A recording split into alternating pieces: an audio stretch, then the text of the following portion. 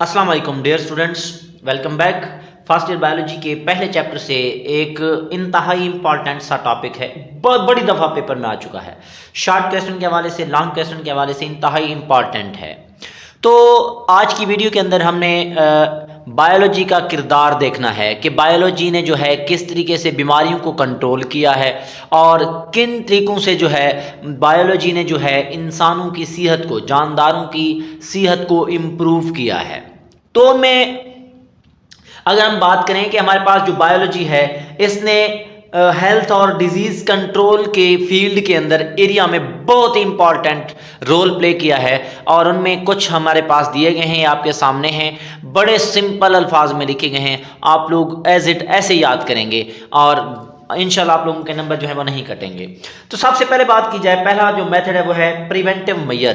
Preventive measure का मतलब है एहतियाती तदाबीर। अब इसमें क्या होता है कि बायोलॉजी ने जो है हमें इन्फॉर्म कर दिया है, हमें इंफॉर्मेशन दे दी है, हमें आगाह कर दिया है कि कौन सी चीज़ें, कौन से एजेंट्स जो हैं बीमारियों का सबब बनते हैं और वो किस तरीके से जो है एक जानदार से दूसरे जानदार में ट्रांसमिट होते हैं, फैलते हैं।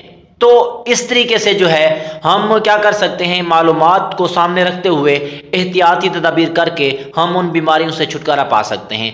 जैसे कि हमारे पास पहली जो डिजीज़ है वो है एड्स। इसको हम कहते हैं acquired immuno deficiency syndrome. Acquired immuno deficiency syndrome.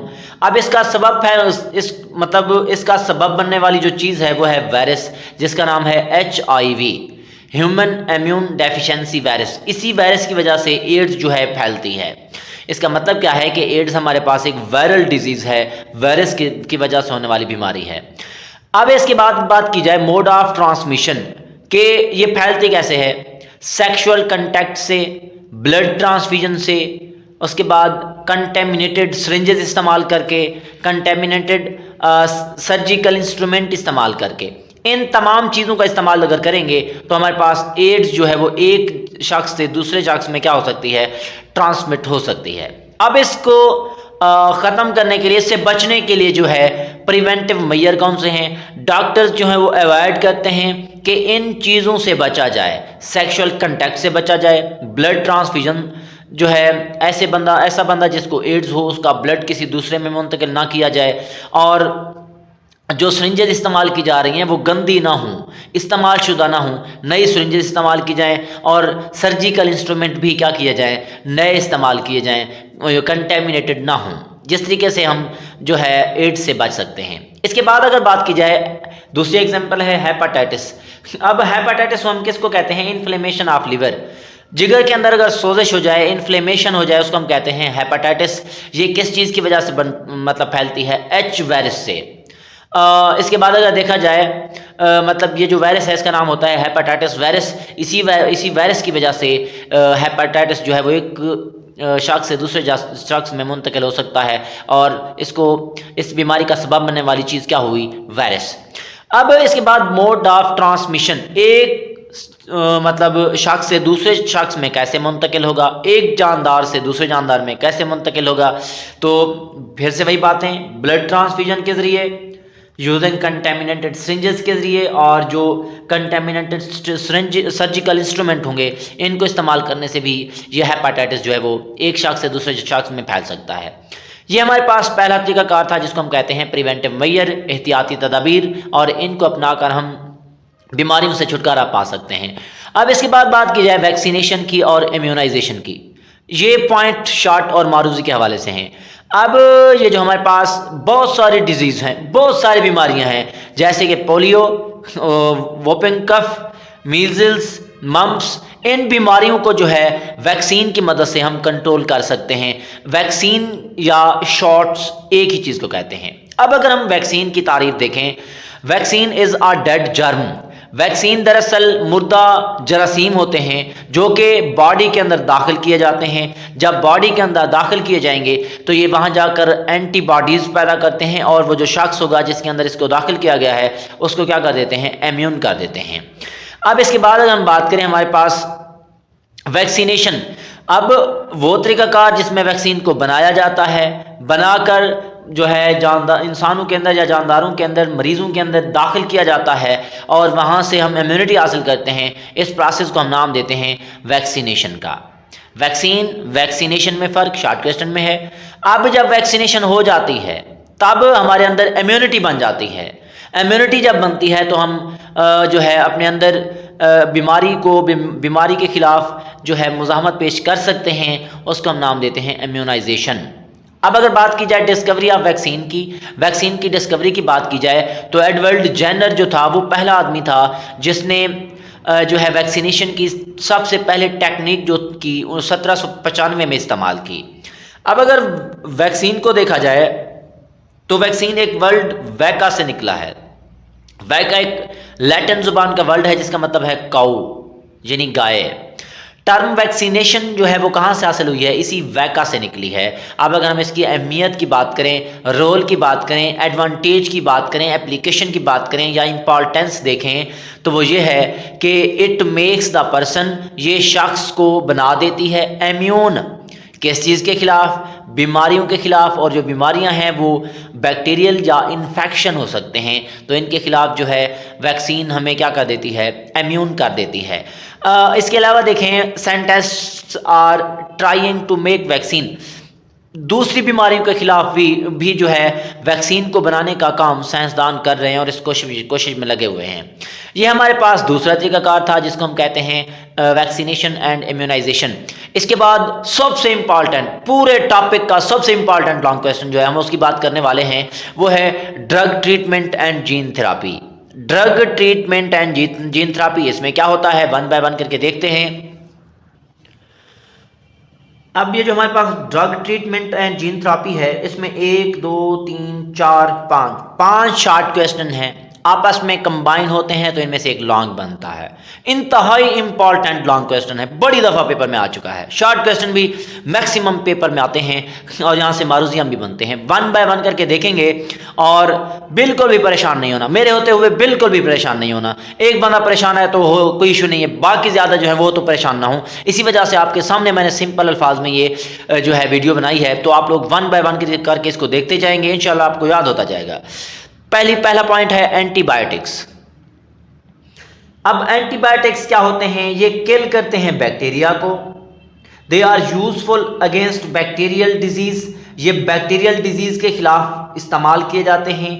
یہ مریض کو تب دیے جائیں گے جب یہ بیماریوں کے خلاف جو بیکٹیریا ہوگا وہ اس ویکسین کے خلاف اینٹی بائیوٹکس کے خلاف مطلب ریزسٹنس پیدا نہیں کر چکا ہوگا۔ تب ہم جب اینٹی بائیوٹکس استعمال کریں گے تب جو ہے بیکٹیریا مر جاتے ہیں، ختم ہو جاتے ہیں، ان کی گروتھ رک جاتی ہے، جس کی وجہ سے ہم بیماری سے بچ سکتے ہیں، بیکٹیریل انفیکشن سے بچ سکتے ہیں۔ ہاں ایک اور چیز، اگر آپ لوگ بار بار اینٹی بائیوٹکس استعمال کر رہے ہو تو بیکٹیریا جو ہے اس کے خلاف مزاحمت پیدا کر دیتے ہیں، ریزسٹنس کاز کر دیتے ہیں، جس کی وجہ سے اس اینٹی بائیوٹک کا بیکٹیریا پر کوئی اثر نہیں ہوتا۔ اسی وجہ سے ہم اس کو صرف اس کنڈیشن میں استعمال کر سکتے ہیں جب کیا ہو کہ بیکٹیریا کے اندر ریزسٹنس پیدا نہ ہوئی ہو۔ دوسری چیز ہے ریڈیو تھراپی۔ ریڈیو تھراپی جو ہے یہ کینسر کے خلاف استعمال ہوتی ہے، معروضی ہے۔ اب ریڈیو تھراپی میں کیا ہوتا ہے کہ کچھ میٹیریلز ایسے ہوتے ہیں جو ریڈیو ایکٹیو مٹیریل ہوتے ہیں، اور وہ مٹیریل کیا کرتے ہیں؟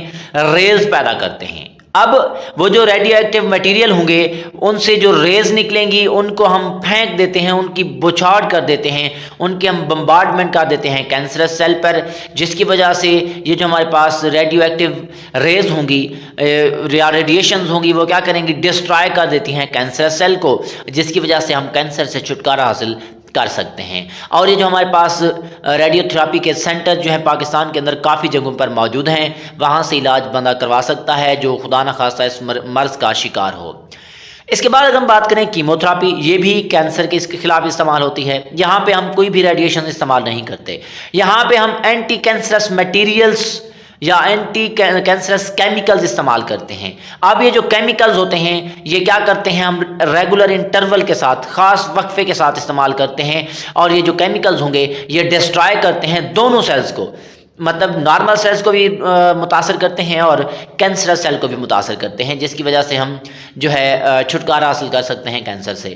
اس کے بعد ہے gene therapy, important short question ہے۔ اب جین تھراپی میں ہم ڈیفیکٹو جینز کو ریپیئر کرتے ہیں. وہ جین جو خراب ہو چکا ہے باڈی میں اس کو جو ہے اس کی مرمت کرنے کے لیے جو ہے ریپیئر آف ڈیفیکٹو جین کرنے کے لیے جو ہے ہم جو ٹیکنیک استعمال کرتے ہیں اس کا نام ہے جین تھراپی. اب اس میں کیا کیا جاتا ہے کہ normal genes are isolated, normal genes کو آئزولیٹ کیا جاتا ہے، نارمل جینز کو علیحدہ کیا جاتا ہے. پھر اس کو جو ہوسٹ سیل ہوگا جس کے اندر ضرورت پڑی ہوئی ہے اس ہوسٹ کے اندر اس کو بون میرو کی مدد سے ہم داخل کر دیتے ہیں. اب جب بون میرو کی مدد سے داخل کرتے ہیں تو وہاں پہ جو ہے ڈیفیکٹو جین کو ریپیئر کیا جا سکتا ہے. اور آپ لازمی طور پر ذہن میں رکھیں یہ معروضی ہے کہ کس چیز کی مدد سے ہم یہ کام کرتے ہیں، تو بون میرو کی مدد سے. اس کے بعد لاسٹ میں ایک چھوٹا سا شارٹ کویسچن ہے I D M. I D M بولتے ہیں انٹیگریٹڈ ڈیزیز مینجمنٹ. یہ ہمارے پاس انٹیگریٹڈ ڈیزیز مینجمنٹ ہے، اس کے اندر تمام تر مناسب طریقہ کار جو بیماری کو کنٹرول کرنے میں استعمال ہو سکتے ہیں ان سب کا طریقہ کار اگر ہم کریں گے تو وہ کیا ہوگی، آئی ڈی ایم ہوگی.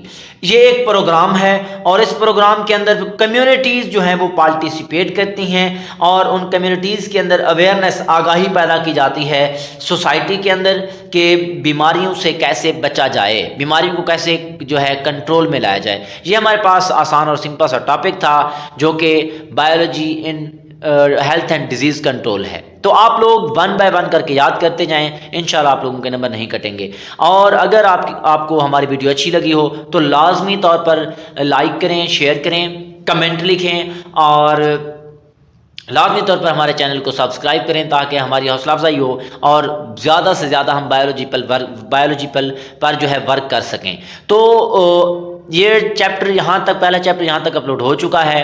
اس کے علاوہ جو ہے 1 بائی 1 کر کے لیکچر اپلوڈ کرتے جائیں گے، آپ لوگ ایک ایک کر کے ویڈیو دیکھ سکتے ہیں. اور ہاں، سیکنڈ ایئر والوں کا تقریباً جو 19واں چیپٹر ہے وہ بھی اپلوڈڈ ہے، 20واں چیپٹر بھی اپلوڈڈ ہے، 21واں چیپٹر بھی زیادہ تر جو ہے وہ اپلوڈ ہو چکا ہے.